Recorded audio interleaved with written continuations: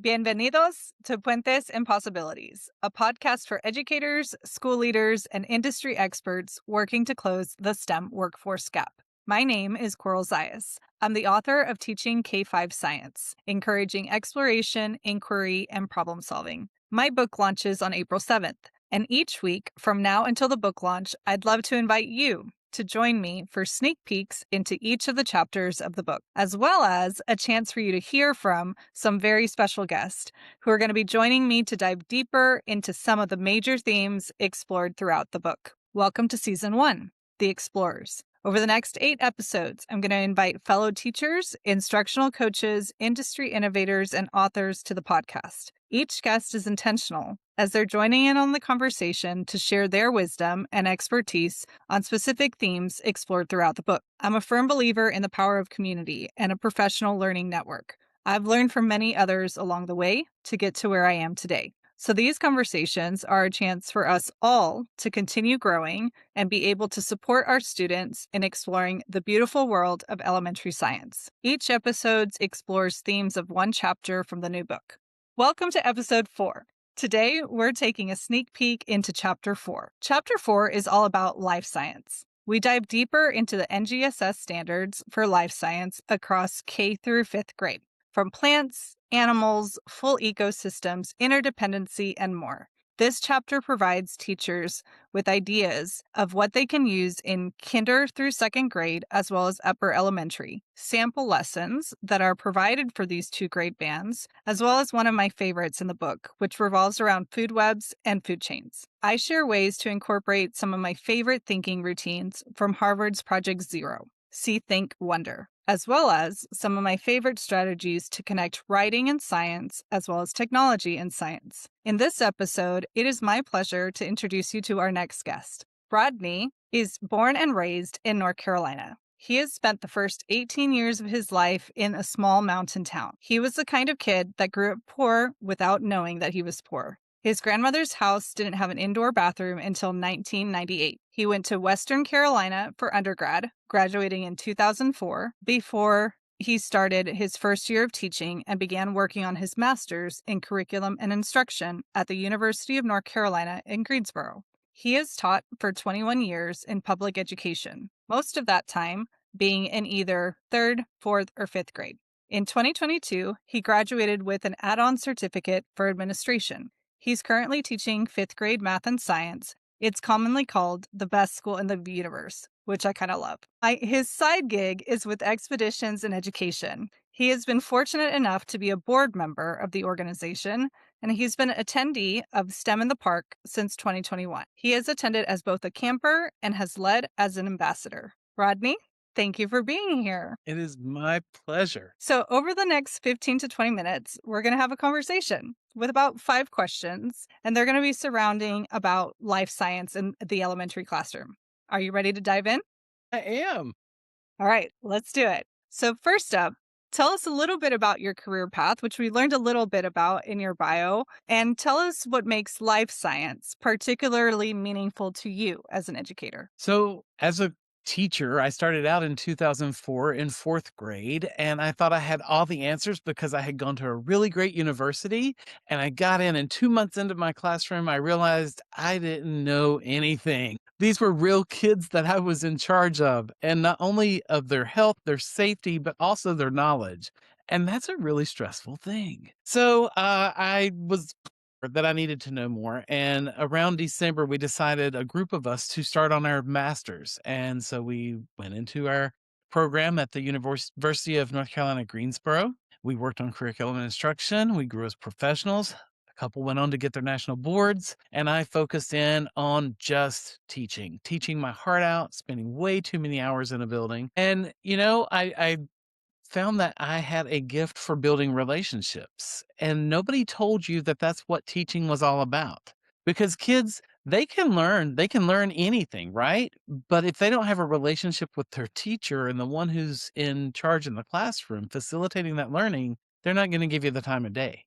So I began focusing on SEL, and I kind of burned out because there was a lot of love that was needing. So 5 years in, So let's see, that would have been 2010-ish, 2010 to 2011, 12. I was really struggling as a teacher and almost quit. And I got accepted to a summer camp for teachers, and it was put on by this corporation that brought people from all over the country. And I met people there. I literally came home and told my husband after a week, I just met 200 of my best friends, and they're all going to come here. And he's an introvert. And he freaked out. And I'm like, not at the same time. It's okay. And, I was reignited. My spark was lit, and those relationships that were formed lasted, and they're still going on today and are a part of me being in the classroom now. It's how you and I met. Like there's so many spider webbing connections that bring us together. And while that one was more about technology and connecting that way, where I found my passion is nature and connecting with people who love nature and want to keep nature pure for our future generations. I love that. And I'm so glad that you centered on like one of the most meaningful pieces for you of your career and why you've stayed as a teacher and in education is relationships. And I truly feel that that is exactly what you said, right? Without that being the foundation in our classrooms, students will not learn from us. We have to build those relationships before we can teach them anything, life science or anything else, right? And you also spoke to the importance of that relationships between one teacher and another teacher because this profession is not an easy one. And without those relationships to keep us up and lift it up, it can get really hard some days. So I love that you mentioned that and thank you for adding that to our conversation today. So I'm gonna ask you your next question. Are you ready? I'm ready. Here's the next one. What is a life science investigation or activity that never fails to kind of spark wonder and curiosity in your students? I love that you're asking that today because today in fifth grade, we extracted DNA from strawberries. It's the beginning of our genetics and hereditary unit. And so they're like, I didn't know. I learned that strawberries carry like 8 copies of their genetic code. And you look at a big strawberry and like these were hulking big strawberries and they mashed it all up and they learned about breaking the cell wall down using alcohol to dissolve. They were so amazed that this big strawberry comes down to this tiny little thing that has the recipe for what it will be. And that opens up this whole conversation about how much DNA we share and how much more in common we are than we are different. So being in fifth grade, that's the perfect opportunity to talk about differences because they start becoming aware of themselves and feeling themselves a little bit because they're getting ready to go to middle school. And it's a good opportunity and a time to say, hold on, back up. Before you say something unkind, realize you're speaking to someone who is almost exactly like you. Like one less than 1% different from you. How would it make you feel if someone was speaking to you that way? So again, it's pulling in that SEL, it's building that relationship, and it's doing it with the start of what makes a strawberry a strawberry. I love that. And then you just made me want to like jump into your lab. I'm like ready to get on a plane and head back to North Carolina and be in this lab experiment with you. That sounds like an incredible opportunity for your students today. And I love again what you said about like we don't teach in silos. Like we might be teaching, genetics today and doing a lab with strawberries, but we can have so much greater conversation and tie it into social emotional learning and just who we are as humans at this different stage of that they're transitioning between elementary and middle school. So I love that you were able to incorporate all those things as part of your science investigation today. So love that, makes my heart very happy. And in 35 minutes or less. Exactly, right? In minimal time, we maximized our learning in all different areas. Love that. Perfection. So here's your next one, Rodney. How would you address misconceptions that students commonly have about living things, ecosystems, life cycles, or just any of those other topics you're teaching in fifth grade in life science? Fifth graders, no matter where you are, I think in our country, come to fifth grade with a mixed bag of exposure to science. There are schools who absolutely focus on science and districts that focus on science, and they have it in every grade level. And then there are those who are on the other side of the spectrum who teach science in 5th grade because it's tested in 5th grade, you know? And I've been on both of those spectrums and everywhere in the middle over the last 21 years. And so I think the basic thing is realizing that the students in my classroom all have misconceptions. They're all starting with this idea that's probably more wrong than right. And one of the biggest ones I think about as we reflect on this is the connectedness of our world. Case in point, it was the beginning of the year. It was September, and there was this beautiful green caterpillar on the tree. And it was on an oak tree. And like some of the students are out there and they're just mesmerized by it. And they know it's going to be this great butterfly. Technically, it was going to be a moth, but we haven't had our lessons yet. And, we had this whole conversation about appreciating it and loving it. And there was that one student. And it's not that he is a bad student. It's not that he's a bad kid. It's just he had a different background. And he walked up and it's a smaller thing. And it's like kids who step on ants, they just don't know. They maybe never saw Honey, I Shrunk the Kids and don't realize ants can be the hero here. And he killed the caterpillar. And it was just this general sadness for me, knowing where I am. I had some personal emotions that kind of bubbled up and I had to check myself. But then seeing the students who were around and seeing their emotional response to that as well, like they were genuinely sad. Knowing that coming into our last unit this spring, when we talk about interconnectedness, what did that caterpillar have to offer our world here? It wasn't just crawling onto a wood looking for somebody to come and step on it. That's not what it had a purpose. It had a meaning. And then realizing one of my favorite things to talk about is the salmon forest in Alaska, right? Like they've done the research and there is the same amino acids, particles. I teach 5th grade. I am not a chemist or physicist or bioscience. So the same stuff that is in the salmon is found in the very tops of these trees that's 100 years old, knowing that it's been carried there by bears, by eagles. And as it degraded and decomposed, it gave nutrition back to the trees. Like everything is connected. There is a channel on YouTube that I follow. It's called Sustainable Human. And it's one of the things they do, like how do devils heal forests? And it's talking about the Tasmanian devils and how do whales change climate and how the whales cause all the motion that keeps the plankton to capture the sun, to grow, photosynthesis. They capture the carbon, it sinks to the bottom of the ocean, which helps fight global warming. And that affects our temperatures here in North Carolina.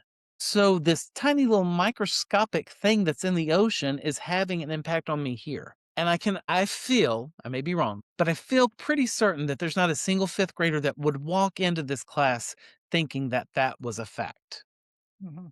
So being able to correct that misconception and guide them in their learning to know that we are all connected, every being, regardless of how many legs we have or if we have wings, that we do have a connection. And then also tying in the indigenous and first peoples perspective to it. I am not indigenous. However, through our work with national parks and things like that, we have learned so much about how to respect the things that are here. And I say things, but like we went out nature journaling and was looking at a tree and I used the language like, who is this?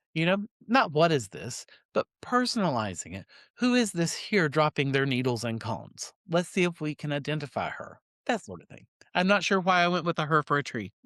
I love it. I love all of it. It just you're reminding me what that was all that this is my favorite unit when I was teaching was this life science and the interdependency. And so you just made my heart so happy bringing up all those incredible examples that you brought into the classroom. You actually answered our next question kind of all in one. And I love that. And it's true, right? Bringing it back to that misconceptions. And I was also, really specialized in that kind of upper elementary shifting into school mode. What you're saying is true. Like you're in North Carolina, I'm in Texas, but that was a very common experience. Students would come to me at the end of upper elementary and their knowledge of science would be night and day. Sometimes it was family interest. Sometimes it was their interest. Sometimes it was what school they were in. It could be so many varying factors. And as teachers, we have to remember that. Like they're not all coming to us with the exact same level of knowledge. So we have to sometimes back up and address those, and at the same time help them go to that next level of understanding. Like you said, like his understanding in September of how we're all connected compared to his understanding in, February, March of the school year when we're actually teaching these concepts is vastly different. But now he's had an opportunity to learn and can take that with him as he continues his education journey. So I think those were fantastic examples. Thank you so much for bringing them up, Rodney. So one of the next question, so I think I might let you expand or just see if you have another example you want to share, was how do you bring in to the classroom some of those authentic, observable life science phenomena into our classrooms? Because sometimes we can't get everything for our lab, right? But it's out in the real world. So how are you bringing into your classroom some of these experiences so that your students can learn regardless of where they live? So I can think of two, we'll keep it at two examples that kind of are different spectrums or different ends of the spectrum here. One is get a trash bag, go into your yard, pick up leaves, pick up sticks, pick up rocks, pick up some leaf litter, debris, go into the woods, just gather something free, dead, down and on the ground, or maybe not so dead, and bring it in and scatter it and let the kids sort it. What is living? What is not living? What was once alive? What has never been alive? And have them look at that and maybe start to create stories about the things that they find, right? Bringing in water from an outside source and putting it under a microscope and letting them see that inside a drop of water that you got from a pond right there for free is a whole world and universe to these little organisms, right? The other thing is with the interdependence and food webs and energy cycles, energy webs, it is a little bit maybe controversial with bringing things in knowing that they might die. But having kids build their own closed ecosystems, their microcosms, right? And you do it kind of at the end so they know that you've got to have producers and you're going to have primary consumers and you're going to have secondary consumers. Well, things will die in the natural carbon cycle. So you've got to have some decomposers that bring that back down, right? So one of the things we'll do is they will build this ecosystem. And just like a gallon size little closed system, you've got water. You can do like little danios or guppies. For producers, you can do a certain type of algae or like duckweed or something like that, Eladia, a water plant. You've got some gravel on the bottom, some sand for a substrate. And then, so you've got your primary consumers, which are going to be the little fish. And then you've got your secondary consumers, if you might, I don't know, put secondary consumers. We had the primary consumers, and then we put a couple of freshwater snails in there. So if the fish did die, then they would be decomposed by the snails. But the thing that they learn is that you've got to have enough producers to support a population of primary consumers. And then they know that you would have a smaller amount of secondary consumers because the higher you go up in the energy pyramid, the less number of organisms you're going to be able to support. So again, free, go get some junk out of your yard and put it in a bag and let them sort it, or there is a science department here where you can actually order live organisms and bring those in, but that is less than free or more than free. Sorry, that is more than free. Well, and Rodney, I think that's so important. I give examples of that throughout the book as well. But what you mentioned about like sometimes that materials, especially in science, can be hard to come by depending on which school we're supporting. Like I spent my entire career in Title I schools. It was very rare to have the supplies I needed for a lab, even if it was listed in my curriculum. So that creativity and thinking like, how can I bring the outdoors in for my life science unit? And as simple as going into my backyard, or as simple as asking for recycled materials to make a lab out of that, right? I think we have to remember that we're creative beings. So sometimes we don't have everything at our disposal, but that doesn't mean that we can't find creative ways to still bring that learning outside in to the walls of our classroom. So And I think those were great examples. two, just okay, I said two, I lied. Here's three. The other thing is get outside. Like, even if you live in an urban setting, get outside because there are bugs crawling on the concrete, there are birds flying in the air. You're going to see something. And, I have a little bird feeder on my window. So we've actually tracked the birds we've seen throughout the seasons this year. And, when there was a foot of snow on the ground, there was a lot more birds at the feeder because why? They needed substance, right? So, nature journaling, John Muir Laws offers free resources for nature journaling. You can download it. You can give a donation if you want, or you can take it for free. But if you've never nature journaled, it is where you need to start. And even for our students to start, I remember that was one of the very first days of school. There was a year that I taught at a school that the entire school was portables. But what I loved about that is that everything to get to each portable, you had to like navigate through this what maze of our school, right? So we would do that. We would take them outside and like find those little pockets of outdoor space that we had and use that as part of our outdoor classroom. So I think that that is a perfect place to start. Like sometimes we can't take them on a field trip. Sometimes we can't bring it all in, but how can we be creative with the space that we do have and sit and be with nature to learn about nature, right? So those are three fantastic examples. Thank you for sharing those with us today, Rodney. Well, thank you again for being here and for your willingness to share your expertise with our listeners today. It's been a pleasure to have you on the podcast. I can't wait to continue following your journey and watching the incredible work that you do in our education field. And for those of us who are listening, we've got some bonus content coming up. So we'll be sharing that here pretty soon. Thank you so much. It was a pleasure.